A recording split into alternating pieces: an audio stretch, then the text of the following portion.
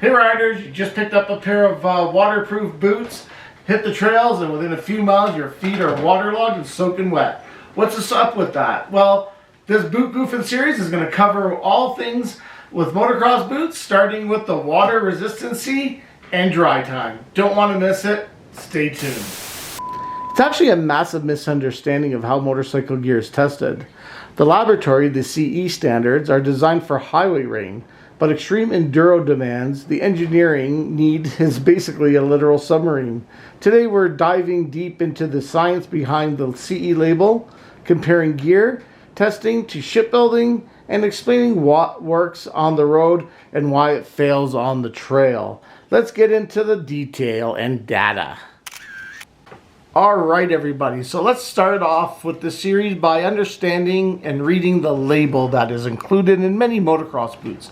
However, if you're living outside of the European Union or the UK, these standards are optional. However, since the vast majority of motocross boots are sold in those markets, you will still be able to see them here within the North America standards. However, there's no legal authority or standards in North America that are similar to the CE standards you'll find in Europe. So anyway, this is a legal stamp that every motocross boot that when undergoing testing criteria will display this label. It shows that it's a motorcycle boot with the gentleman or the person riding it. It also has UK and CE standards. Those standards there are European standards and the UK. The top one also has the sizes in European sizes in the US. I'm about 11 and a half, but I find that the 12s in the dry stars or in any Alpine Star fit me better than the 11. Then below that obviously will be a self-explanatory manufacturer, and also the other size beside that would be Japanese, and then the make of the boot, the Tech 7 Enduro Dry Star. That's all marketing from the manufacturer. It is a CE compliant boot, meaning this boot is able to be sold in the European Union and in the UK. It also has another pictogram of a book for further information. Refer to the owner's manual for care, maintenance, and other vital information that is good to the rider. Of course, where it's made in, it says right at the bottom, it is designed and developed in Italy. However, its final manufacturing is made in Thailand to reduce the cost of operations and maximize profitability. So anyway, that's kind of where that side is. Where we're going to divide into is the full left side below the pictogram. You're going to see a standard number. That EN13634 is motorcycle boots, as that's their standard of designation, lettering and numbering. So that'll give you those numbers. From there, you're going to have four numbers listed below that, and they're going to be rated between 1 and 2, and those ones there are going to be the performance testing. So these are what designs to protect you from injuries. When we go to waterproofing and wetness, that's not an injury, that's more of a discomfort. It can prolong wet feet, can lead to injuries, but under the European standards, they're looking more for crush, for abrasion, impact, those type of immediate injuries, not long-term injuries. So the first numbers going from left to right is you'll have either a level 1 or a level 2. If it's level 1, it's an ankle height boot. If it's a level 2, it'll be a shin height boot, which all my boots are shin height motocross boots, so there'll always be a number 2 on a CE label. Second one from there is the abrasion impact. It measures how long the outer cut materials hold up when dragged across the pavement. So level 1, the upper material combination must withstand a friction for at least 5 seconds before wearing through completely. But if you go to a level 2, it goes from 5 seconds to give you an additional 7 seconds for 12 seconds, offering a full, much better protection during an extended highway ride.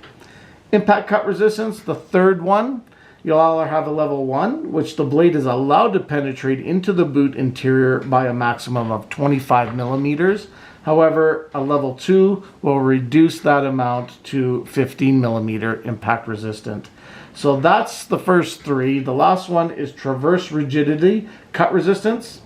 The finished boot is laid on the side of a mechanical press which slowly applies force to see how much weight the sole can support before collapsing or deforming by 20 millimeters.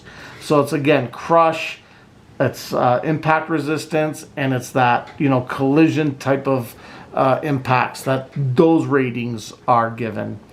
Below that, there's going to be some different options. Now, because this is a dry star boot, it's basically going to have a little bit of a different lettering, because there are other different types of standards that manufacturers can go and get their boots tested. So below the four levels, 2 and everything like that, you could look at an IPA or an IPS. This indicates that the boot has a certified impact protection for the ankle or shin. This one was not tested for that.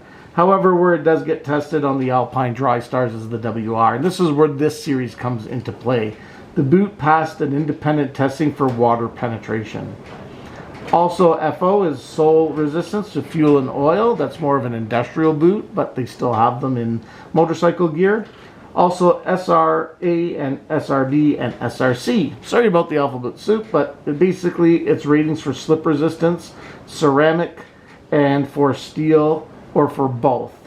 Of course, motocross boots are not traditionally designed under those types of parameters, so you will very rarely find one with those ratings on an MX boot. The last one is B, is breathability of the upper materials. Again, most motocross boots aren't there. But what we do have on these boots is called the WAD, W-A-D. And what does that stand for? Well, the WAD stands for water absorption and deabsorption. How much water does a boot technically drink, and how much water does it deabsorb? How much does it, you know, allow to go back into the atmosphere? So basically, those are quick dry, not as much water coming in, and those are the labels that, you know, would be more interesting to a motocross racer who tends to sweat a lot, or again rides in a lot of wet and watery conditions. So that's kind of the walkthrough on a water absorption, deabsorption, UK label, the pictograms and everything.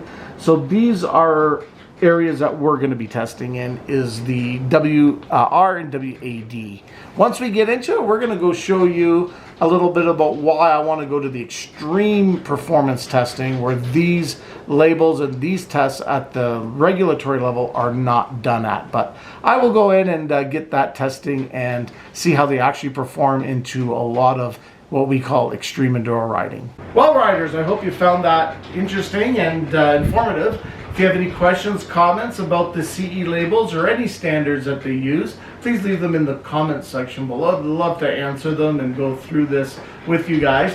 However, next episode, we are going to be diving into these boots, taking them to the extreme enduro riding, see which ones do perform in the best in the wet conditions, regardless of the labels that they're tested at the CE level, and to see which boot would be the best for you in your riding style. So guys, come along on this adventure. Can't wait to have you along. If you're new here, hit like, hit subscribe. Catch you on the next episode of Soupy Socks Enduro. You guys stay soupy. What now? Oh, keep in.